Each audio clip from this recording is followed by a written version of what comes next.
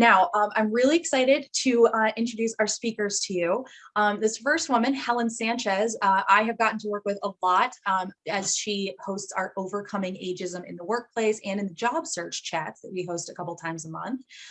Helen's background includes over 20 years working in recruiting and education in women and gender studies, as well as in African American studies. Now, she is the founder of Tanagui, whose primary focus is to offer services that result in breakthrough resumes and interview mastery for women over 40.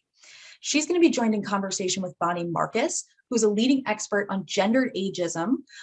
She is the author of Not Done Yet: How Women Over 40 Regain Their Confidence and Claim Workplace Power and the Politics. Oh, she's also, two separate job titles book titles. The second book she wrote is called The Politics of Promotion: How High Achieving Women Get Ahead and Stay Ahead.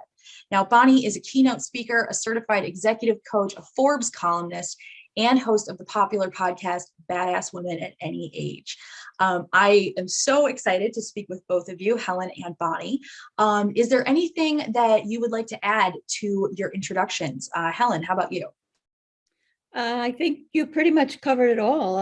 We've been together so many times, Meg. I know you've wrapped it up in a nutshell. So I think that's good. Thank you. Awesome. Thank you so much. And Bonnie, you're welcome to turn your camera on and come off mute if you would like, and that way we can make sure that you are properly introduced as well. Bonnie, is there anything you'd like to add to your intro? Just that I had a 25-year career in the corporate arena before I started my own business in 2007.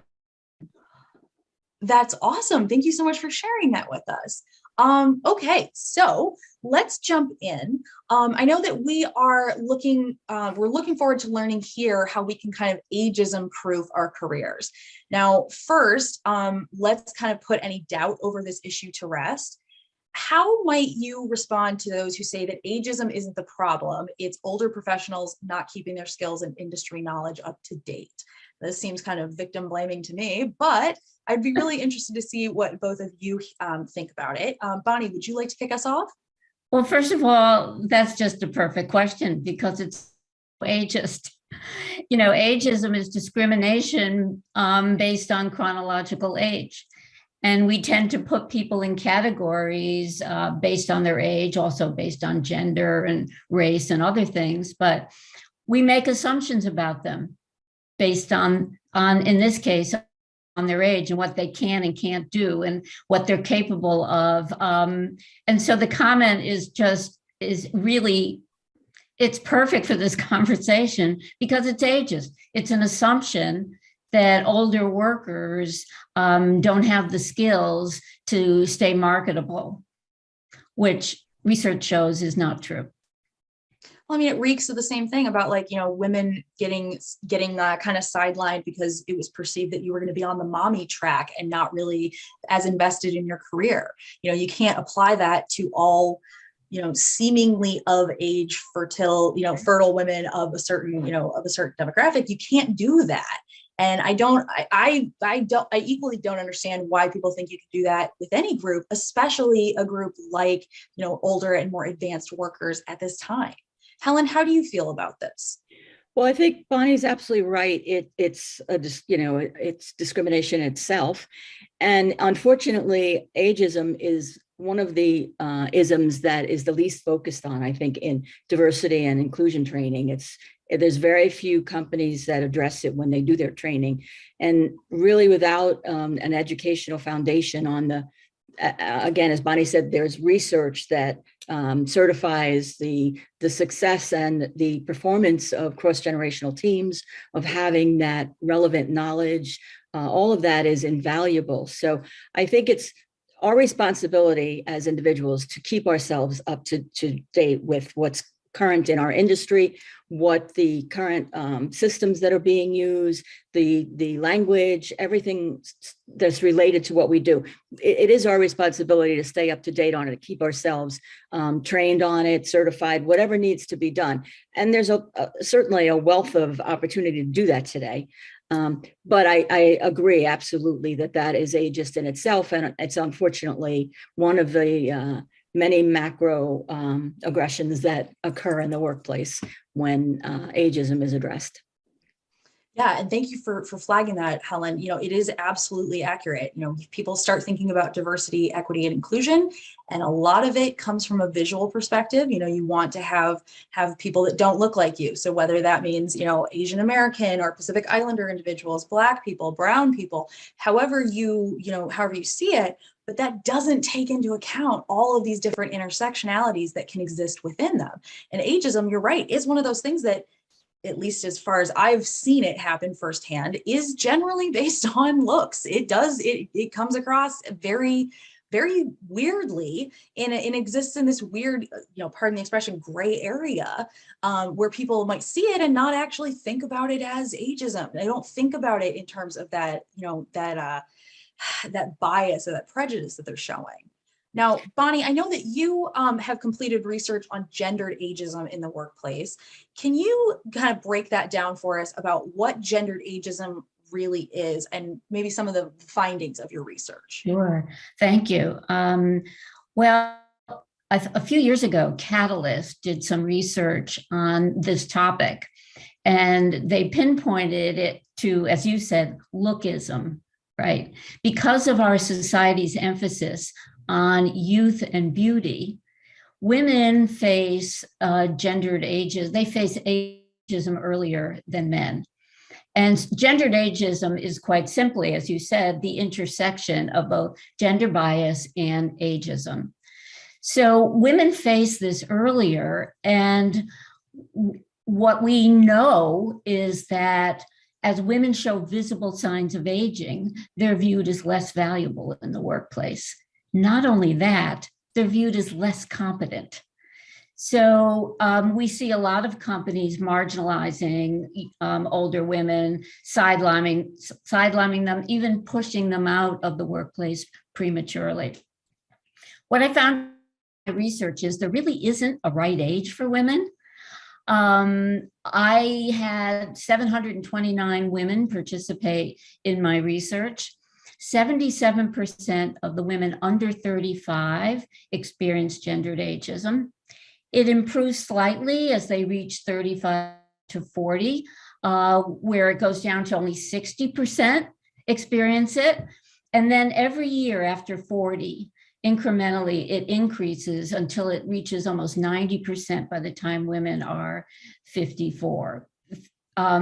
So we see there's on both ends of the spectrum, women are experiencing this in somewhat similar ways, where their opinions aren't valued and they are marginalized, not invited to key meetings, things like that. What's really interesting is that it didn't matter what kind of company women worked in, either public or private, the experience of gendered ageism was similar. But one of the key takeaways that I found most troubling about the research is that women felt they had nowhere to go for help. So similar to where we were before Me Too, when we were experiencing microaggressions, either a harassment or even abuse in the workplace, women felt that they didn't have a voice, that they didn't have a safe environment to talk about their experiences. And I found the same thing. 77% of the women who experienced gendered ageism took no action. And when I asked them why, they felt it wasn't safe, they might lose their job.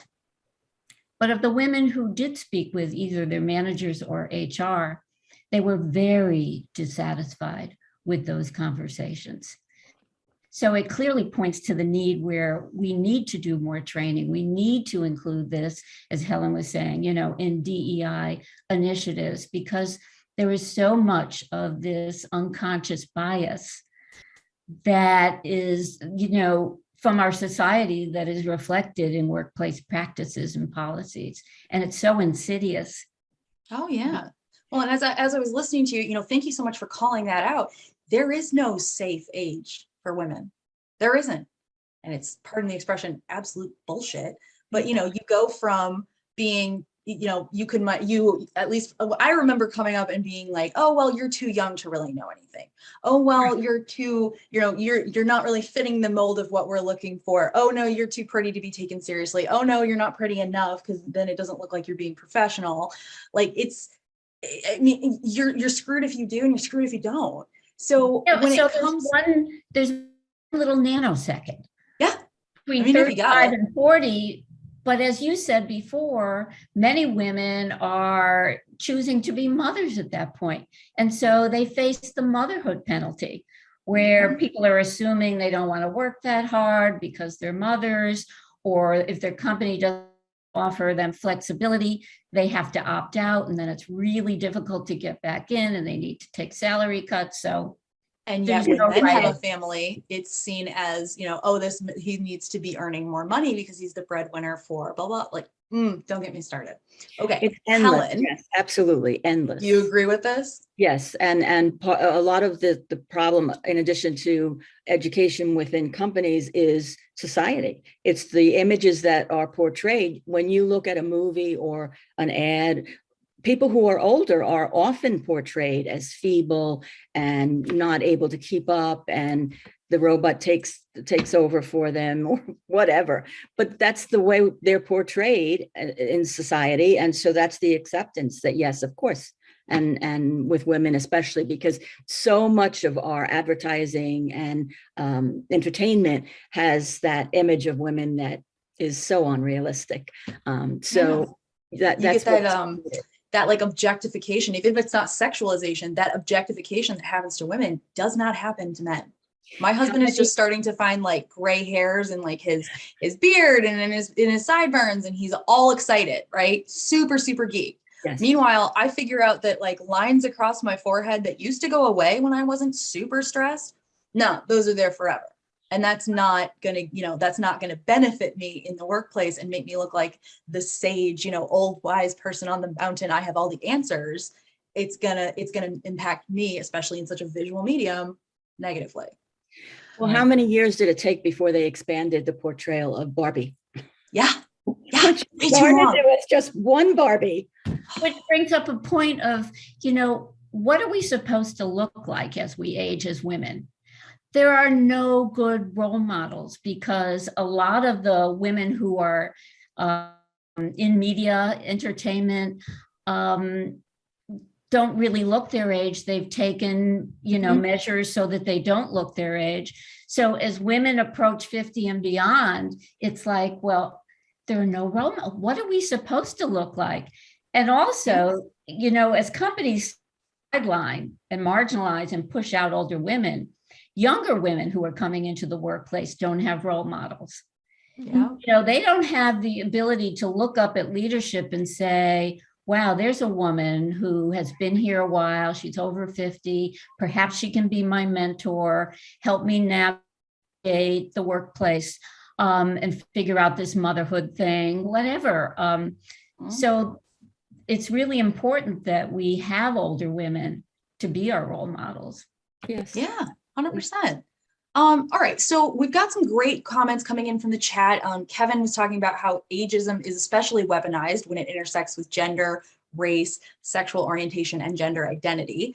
Could not be truer. Thank you, Kevin. And Charlene had said, I've experienced pitting other women against each other, especially when you're over 40.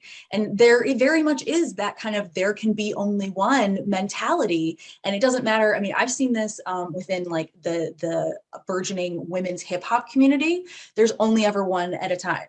Nicki is pitted against Megan Thee Stallion, and there can only be one, right? So if people are experiencing these kinds of things, when it comes to that politics and power, what do middle-aged and older women need to understand about this dynamic and how they can use that knowledge to their advantage? Helen, what do you say about this? Well, I think it's very important. I mean, obviously, politics and power in the workplace cross generations. Everyone experiences it. So I think they need to really take a look at the organization, at who is the influencer in the organization. They need to develop some cross-generational professional networking within the organization, identify who is the best candidate for them to build those relationships with and then start their networking. They need to be confident. They need to be their own best advocate. They need to not be shy about discussing what they've achieved, what they've done, finding out what they can become involved in, offering up mentoring programs. Again, cross-generational mentoring programs, because everyone can learn from everyone else. So the young people teach us and we teach them. So I think those are all important aspects to address when you encounter that in the workplace. But you just start with your org chart, look at the power structure, look at, again, the influencer, because it's not always the power structure, and then go from there and developing your own relationships. Okay, Bonnie, what do you think when it comes to that politics and power play? What should women understand? Well, everything that Helen said is what I've written about, certainly in my book, The Politics of Promotion. It's really important that older women stay visible too. So we tend to find our comfort zone in remaining off the radar as we show signs of aging. And in my book, Not Done Yet, I talk about how important it is for women to actually create a visibility plan. What does that look like in your workplace? How do you stay in front of the influencers, as Helen was saying? And how do you really show your credibility and share your ideas? Some of the ways you can do that is find out the agenda for meetings. Do some research ahead of time on the topic so that you have an idea. You can raise your hand and make it your intention, to do so that you appear credible and of course, visible. And I totally agree about cross-generational networks. Many of the women I've interviewed for my book did face a lot of demeaning comments from younger female colleagues, calling them dinosaurs and making fun of them, etc. But it just points to me the need to just get out of our comfort zone and reach out to some of our younger colleagues and build relationships with them one-on-one. Because it's so easy to put people in categories. We look at millennials and we say, oh, they're this and that. And they look at boomers and they say, oh, they're this and that. But when we forge these relationships, we find that we actually have a lot that we can learn from each other. And it dispels a lot of the ageist myths and assumptions that we make. Yeah, Absolutely. Oh, for sure. You're right. Those cross-generational relationships are massive, because when you do hit that age where you sort of fall off the visibility spectrum, you have so much knowledge that can be so useful to so many people coming after you, and you can't make everything better for the people that come after you if you're not trying to make things better now. And so you're right. That is, you kind of need to pair that. I usually refer to Gen Z as ignorant young whippersnappers, but you need to kind of rely on that generation to bring that energy and that fire of fury of like, we're not going to be treated like that. And you need to combine that with the very long simmering, issues that women have been facing, especially if they are from the boomer generation. And that's massive. You pair that knowledge with the ability or that idea that all right, it's not working, burn it down. We're going to start from scratch. You need to combine those to get a really good momentum within your movement. Now, we did have a lot of questions from the chat, so I want to make sure we're going back to these. But we had this really great question come in from Kelly.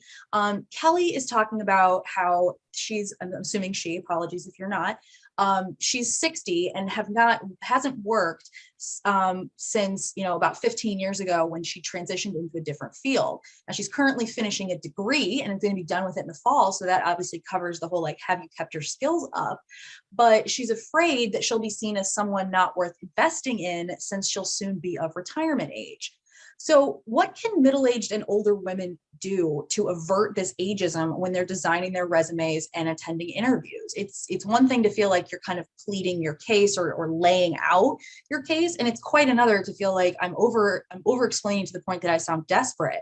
So, Bonnie, let's start with you. What do you recommend that middle-aged and older women do in that stage of submitting resumes and trying for interviews?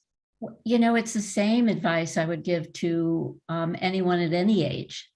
And that is, the first thing is to understand your value proposition. How does your work lead to positive business outcomes? And how can you help the organization, the potential employer, reach their objectives? Because I think a lot of us focus way too much on our past experiences and the resume, especially when we're sitting in an interview, when they already have your resume. And you want to be able to connect with them and show them how you can help them to move forward, not necessarily back reciting your resume and all your experience, but how can you as a potential employee add value to their organization and help them reach that, whatever their mission and their objectives are. And I think it's important that, when you understand your value proposition, it gives you a lot of confidence. You really know, you can connect the dots between what you bring to the organization and what they want and need. And it helps you with a cover letter, it helps you with your resume, as well as gives you the confidence when you're sitting in an interview. Helen, what about you? Well, I agree that you absolutely, finding a job today is a lot of work. And fortunately, we have it at our fingertips. But when you're deciding what roles you're going to be applying to, you need to look at some job descriptions anywhere in the country that are what you're expecting to apply for. You need to look at what the requirements are. What are the transferable skills that you have? What is it that you've learned that applies? What is your previous experience? Whatever that may be, in as many years as you may have done it, whether you were a caregiver, a parent, every one of those functions entails skills that you've used, whether it's making a team for the school trip, whether it's negotiating medical bills. So you need to take a blank piece of paper, sit down and think about everything you've done, all of those skills that were involved in everything you've done, and be ready to apply that to the roles that you're going to be looking for.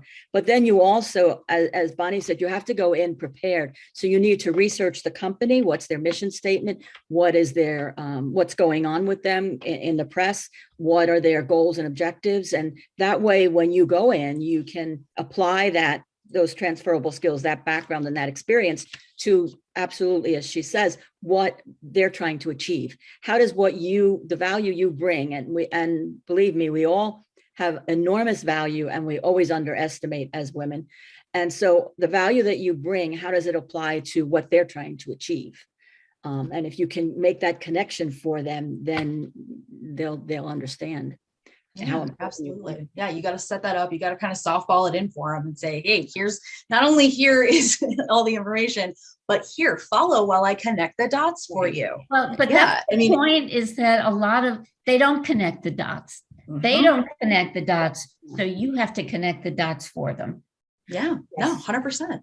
And we're getting a lot of people with questions in the chat, like kind of around this same idea, can ageism be that you're too young? How are, what are some of the different ways that we see this?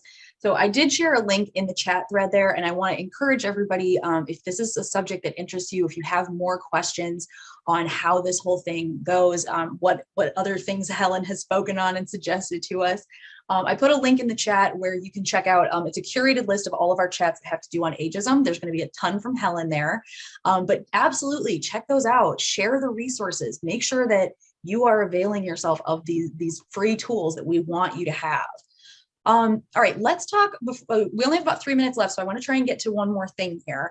When it comes to the pandemic, what kind of wrenches has that thrown into the works specifically for people experiencing that ageism in the workplace? How should people who are identifying as an older or experienced worker, how can they adapt to some of these changes that the pandemic has spurred? Do you want me to jump in? Yeah, go right ahead. Okay. Well, some of the major changes are that either we're working remotely or we're in a hybrid work environment. And I would caution midlife older women not to stay in their comfort zone of, their sweatpants, whatever, at home and not go into the office. Everybody needs to realize that those workers who are in person, who are working in the office now, have an advantage, and those who are not have a disadvantage. They're certainly not involved in some of the informal networking. They're not privy to some of the politics, as Helen was talking about before. And you get that advantage when you're right there. So I would say if you're working remotely and you can't get into the office, make sure that you make your intention that you're going to set up meetings with key people and influencers, and certainly your manager at least once a week.